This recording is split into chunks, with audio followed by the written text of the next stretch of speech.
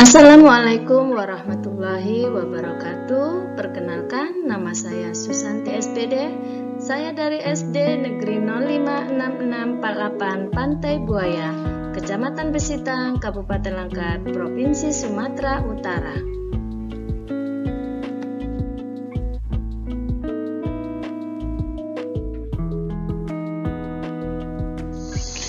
Latar belakang pembiasaan jus labu.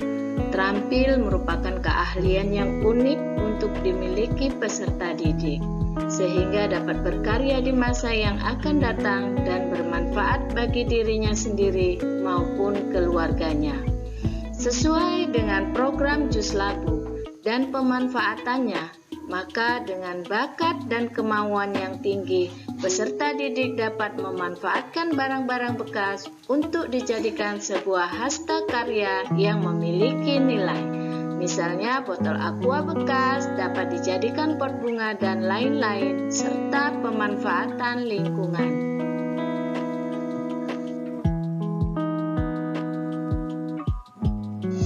Di mana lingkungan sekitar sekolah pada umumnya adalah perkebunan sawit, sehingga dapat memanfaatkan lidi sawit sebagai kerajinan seperti piring dari lidi sawit. Kemudian bagaimana kita dapat melatih peserta didik menjadi yang lebih terampil. Maka, di mana kita sebagai guru harus mengembangkan jenis kegiatan atau program intrakurikuler, kokurikuler, dan ekstrakurikuler, di mana murid harus menjadi dasar bagi semua pengambilan keputusan yang kita buat di sekolah. Berdasarkan hal-hal tersebut, maka program yang berdampak pada murid harus dilaksanakan. Aksi nyata yang saya lakukan adalah pembiasaan jus labu dan pemanfaatannya. Aksi nyata ini termasuk ke dalam program kegiatan kokurikuler yang bertujuan membentuk karakter murid, menjadi yang peduli terhadap lingkungan, serta memahami bagaimana cara memanfaatkan sampah.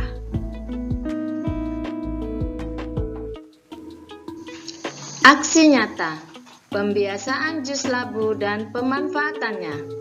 Perencanaan aksi nyata.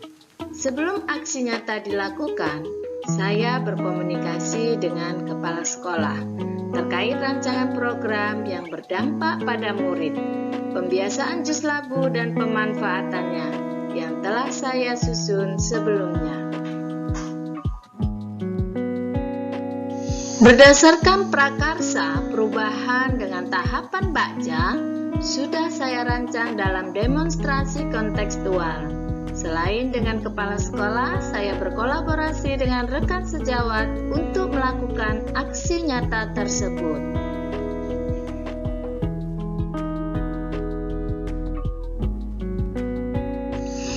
Bersama murid, saya berdiskusi tentang apa yang dilakukan, yaitu membentuk tim mulai dari polisi sampah, petugas pemilahan sampah, dan membuat sampah menjadi karya yang bernilai.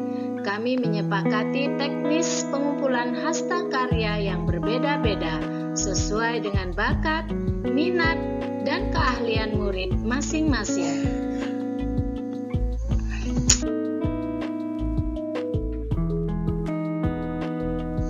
Pelaksanaan aksi nyata. Aksi nyata dilakukan sesuai dengan sasaran target, yaitu murid kelas 5 dengan berkolaborasi guru dan murid. Dalam aksi nyata pembelajaran berbasis proyek ini, kendali sepenuhnya ada pada diri murid. Guru hanya sekedar among.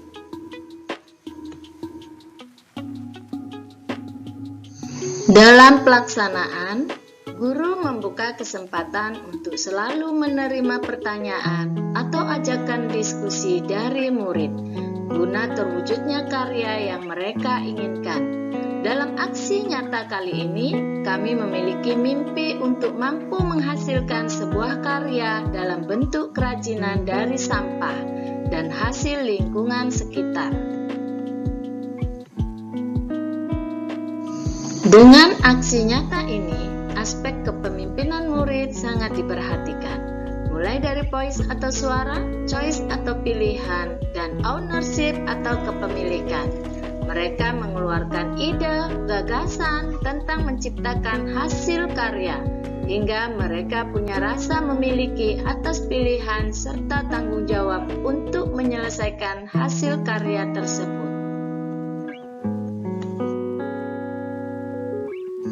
Guru hanya menyiapkan lingkungan yang mampu mendukung tumbuh kembangnya kepemimpinan murid serta merancang strategi untuk mempromosikan aspek suara, pilihan, dan kepemilikan mereka. Hasil aksi nyata menghasilkan sebuah produk atau hasta karya berupa kerajinan yang kreatif berasal dari sampah yang dilaksanakan oleh murid kelas 5 dengan berkolaborasi segenap elemen sekolah.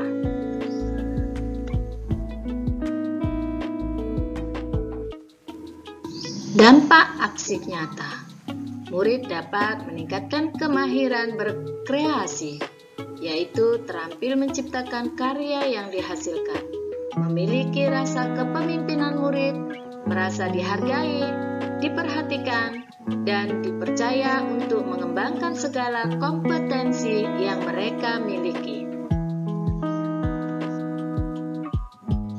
Dan tentunya di masa depan akan lahir pengrajin-pengrajin yang terampil dan teliti dari SD Negeri 056648 Pantai Buaya yang mampu memberikan manfaat untuk diri dan masyarakat di sekitarnya. Dokumentasi.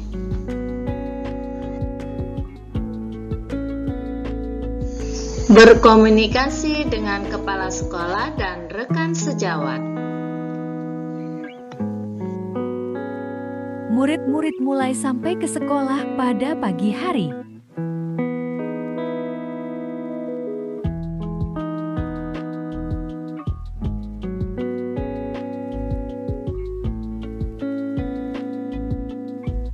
Begitu masuk lingkungan sekolah, murid-murid sudah terbiasa melakukan pembiasaan jus labu.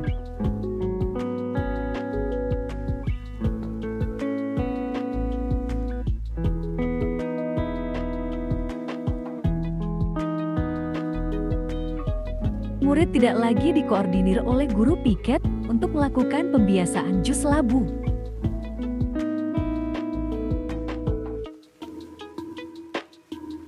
Setelah murid-murid melakukan pembiasaan jus labu, petugas memilah-milah sampah organik dan anorganik.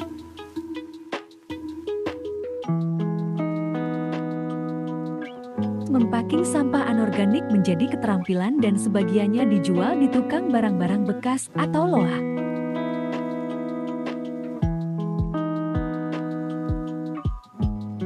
Belum masuk ke kelas, peserta didik melakukan kegiatan cuci tangan dan diperiksa kebersihan kukunya oleh ketua kelas dan menyusun sepatu dengan tertib.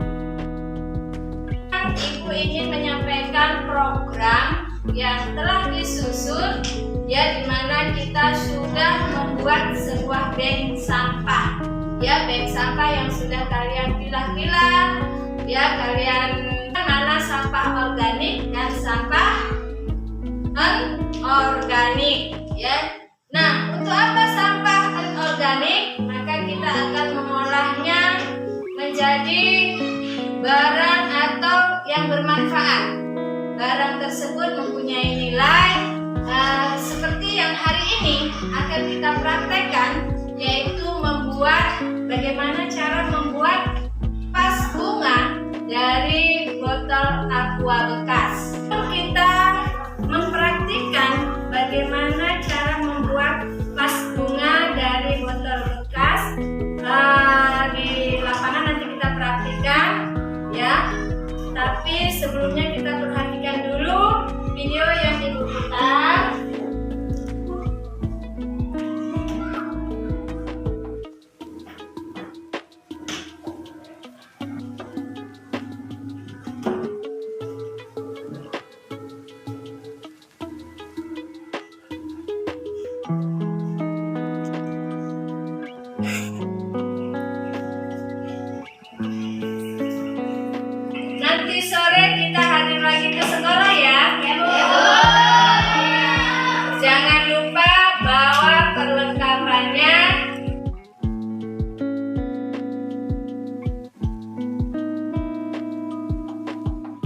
proses pembuatan pot dari botol EQ bekas.